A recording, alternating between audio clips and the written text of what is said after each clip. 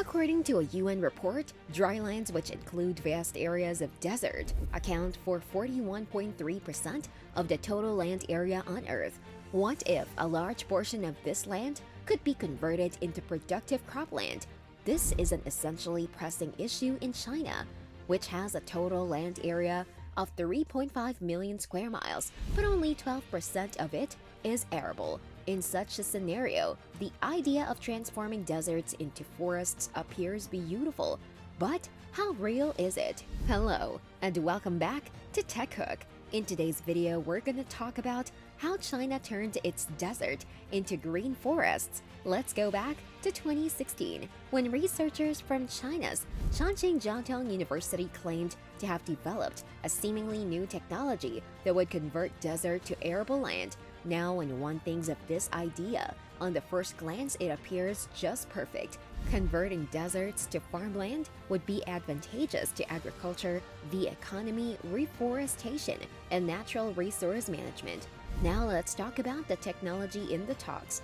Chongqing Jiaotong University researchers developed a paste made from plant cellulose that can greatly improve the ability of desert sands to hold water, minerals, air, microbes, and nutrients essential for plant growth. According to the Chinese researchers, the plants grown in the sandy plot produced higher crop yields while using the same amount of water as crops grown in arable soils. Furthermore, the amount of fertilizer required to produce the crops was less than what is typically required for vegetable growth in other soils. However, Jiaotong University's research is not the first Chinese attempt to convert desert into fertile land. In 1978, China launched a much more ambitious program known as the Three North Shelter Forest Program. The program's goal is to halt the spread of the vast Gobi Desert and to begin reforestation projects in the northeast, north, and northwest regions. The program has been, well, to put it bluntly,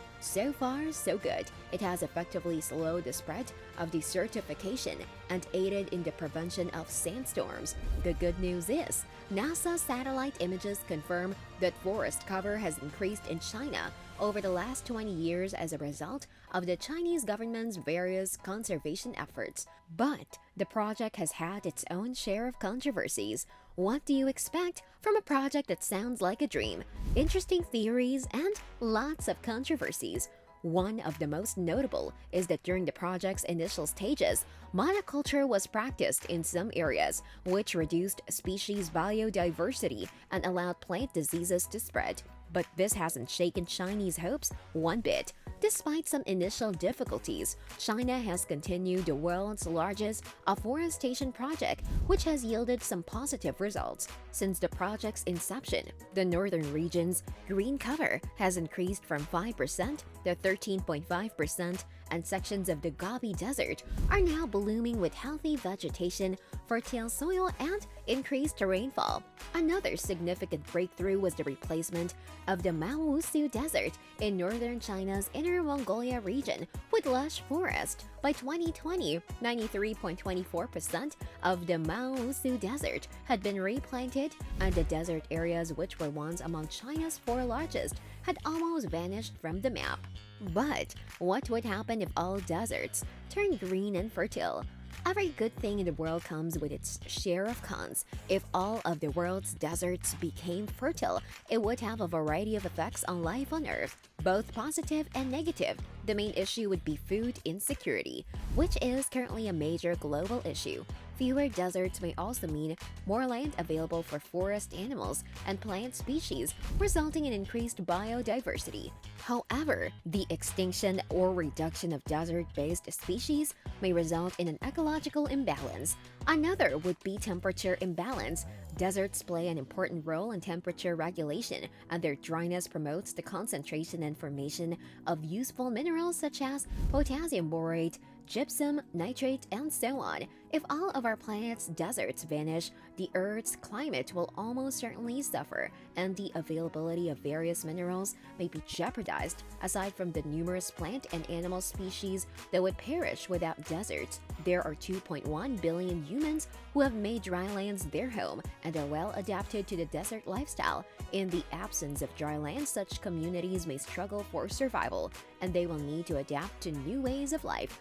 Also, forests have long been promoted as a natural carbon sequestration system, which means that more forests could help to reduce global warming. However, on the other hand, forests replacing deserts may result in increased rainfall and freshwater availability. This would benefit one-fifth of the world's population, which is currently facing water scarcity. Undertaking tasks like desert greening takes a lot of guts and courage to withstand the many challenges and questions which may confront them. Desert greening is a difficult task, but large-scale desert reforestation experiments in China and other parts of the world have raised hopes for a healthy and resourceful future. If all goes well, we might have a better Earth after all.